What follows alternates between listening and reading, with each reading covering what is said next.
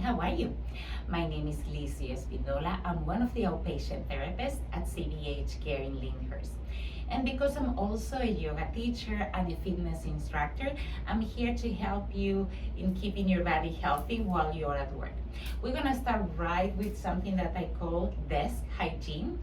It's basically two things. To have your monitor at eye level, so you don't let your body collapse. You stay tall, your neck is safer, and you're preventing shoulder pain. And then I have two yoga blocks that I keep. They're old, so I don't use them anymore. Where I keep my feet here, so my knees are at least 1 inch over my hips to prevent all the pressure on the lumbar spine.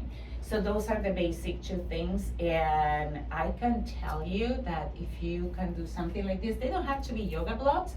You can just have a piece of wood or an old box that's sturdy that you can use to just lift your knees 1 inch, no more than that, and having the monitor at eye level. With those two things, you'll see a difference in a few days. So we need to bring movement to our body. One of the things I recommend, have a timer if you need, and every 45 minutes, try to at least stand up from your chair, do a tiny march.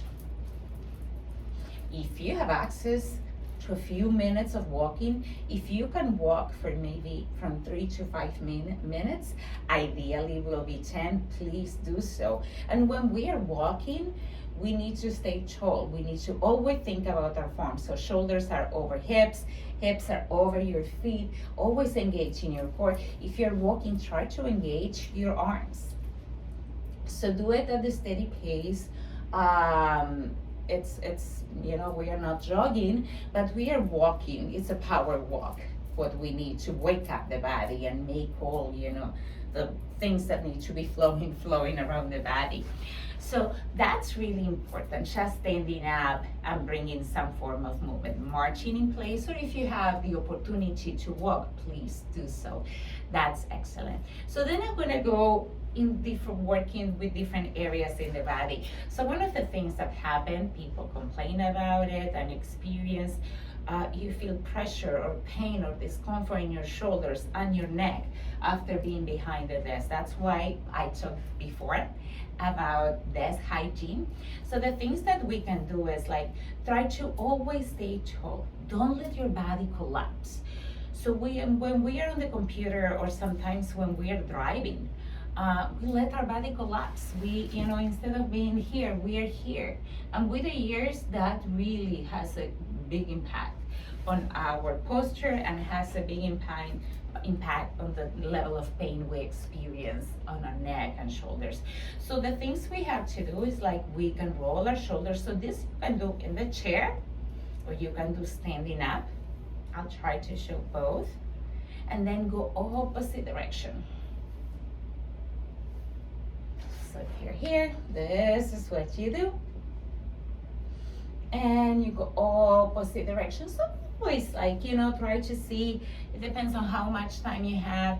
You can do a count of 5, back and 5, or you can do 10. And once we did that, bring both shoulders to the back, open up your chest, lift your chin a little bit, bring both hands to the back, interlace your fingers, extend your arms, hold it right here.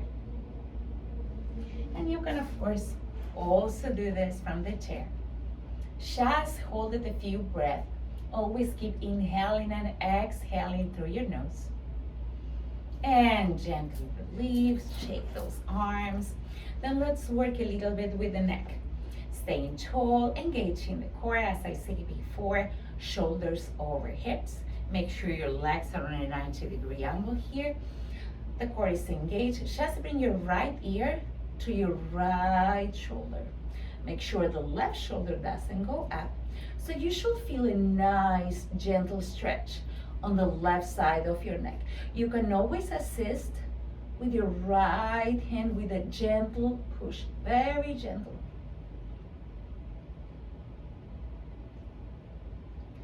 And gently release, and let's go to the other side, left ear to the left shoulder. Make sure the right shoulder doesn't go up, And again, you can always assist gently. Stay tall, keep engaging your core. And gently go back center. So that should feel like nice. It's you feel the stretch, but it's a nice stretch. So something that we need to make sure is that we do not experience numbness when we are exercising. Numbness is never a good thing. So please, if you experience numbness while doing any form of exercise, right away stop what you're doing. And I will even say, call your doctor, just in case. If you experience tingling, which is the previous step, it's not as bad, but it's also some sort of red flag. Pay attention to what's going on. Stop what you're doing and check what's happened. You decide if that requires a phone call to the doctor or not. So preventing injuries is very important. And the other thing we need to do to prevent injuries when we are exercising is check our form and focus on the work we are doing. Okay, so let's go to the spine. So the spine moves in three ways. Side to side, we can twist, both directions, and we, go back and forth with it. So we need to bring movement to those three, at least 3 times a day. So I do it, again, from the chair. You can do it standing up. I'm gonna show both. And I also sometimes use weight. I keep weights in the office, and I'm gonna show you why and how I use them. So from the chair, just use the edge of the chair, stay tall, make sure the chair is safe, arms are to the side. Just go very gently side to side. And all the movement that we are doing here comes from our core. So we are here.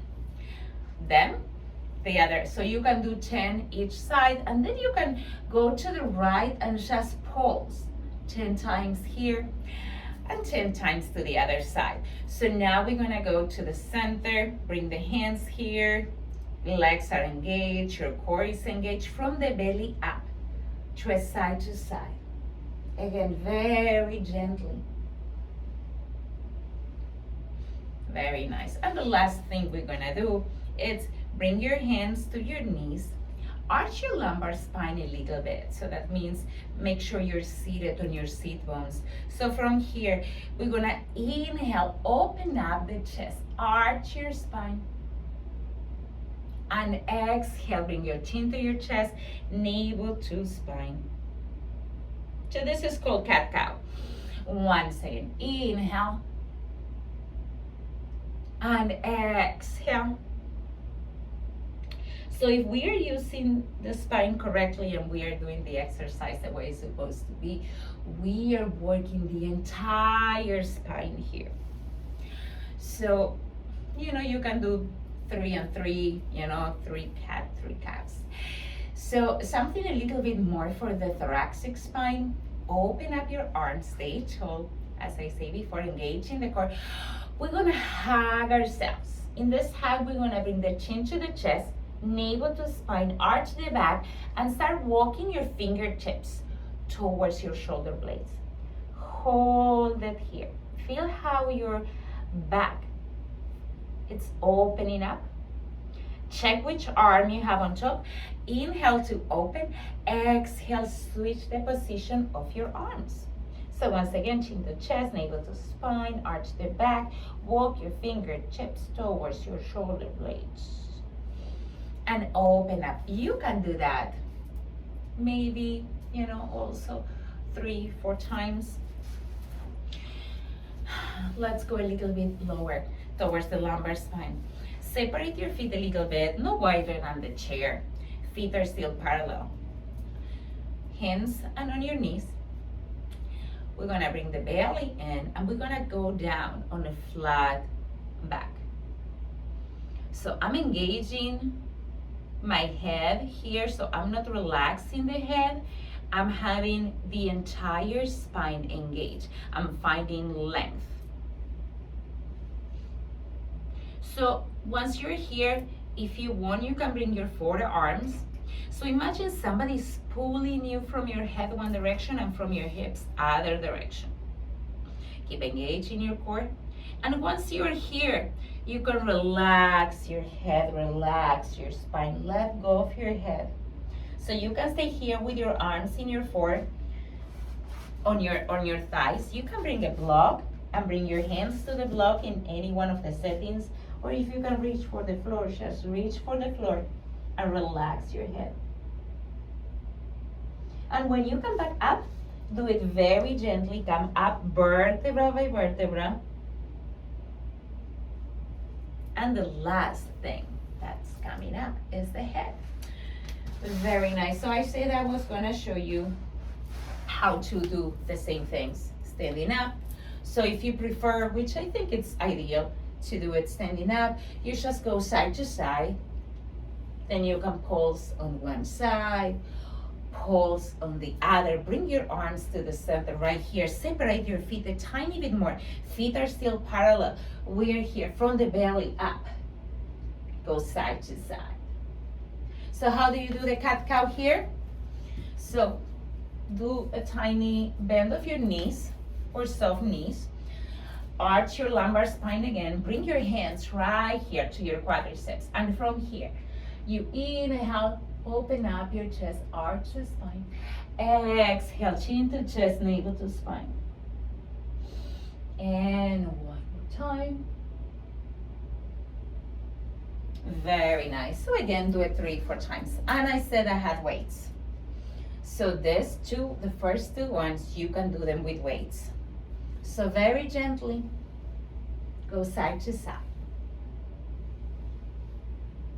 And when you're here, you bring both weights together. Bring your elbows out, really engage the core from the belly up. We go side to side. And here also, you can just isolate, one side and go to the right, back, center. But make sure you're making your core work. The rest of the body, it's following what the core is doing. So let's go to our hips. Sit tall. Make sure you have 90 degrees here. And make sure you have a chair without wheels. We're gonna open up the hips. We're gonna work our hips. So we're gonna start with the left leg. Stay tall, bring the leg out and back. So if this is where you are, that's perfect. If you can go more, that's also good.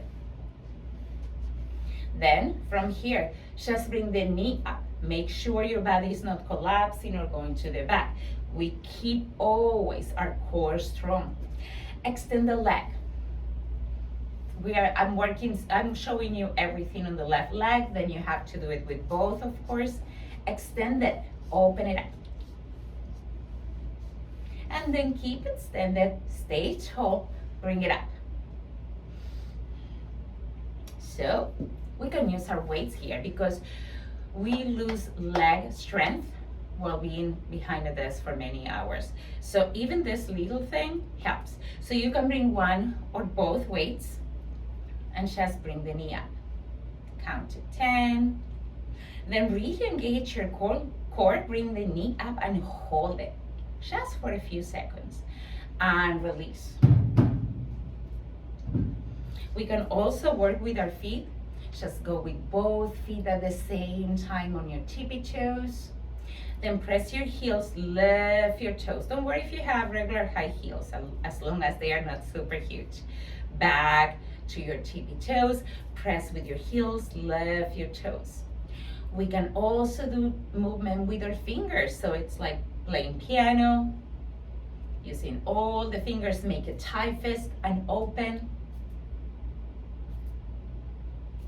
And for our wrist, what I call flamenco hands. So we need to move, we need to get out of the chair, really every 30 minutes, 45 minutes, never more than 1 hour on a chair, please. It's extremely important to keep us healthy. And besides bringing movement to the entire body, remember the main parts. Remember your neck, your shoulders, your hips, your spine, your lower back, your knees, your feet. Like bring some form of movement to your wrist. We are behind the computer. Using that computer is not really good. You're gonna feel it right away. So always think smart. And if you have an injury, of course, this, it's not the same for people that have, something going on. I don't want to know because there is nothing I can do right here. So you need to make sure whatever you're doing is safe for you. Okay? I hope this helps. And I'm going to try to bring more things, maybe more into detail of each part of the body. Thank you. Have a great day.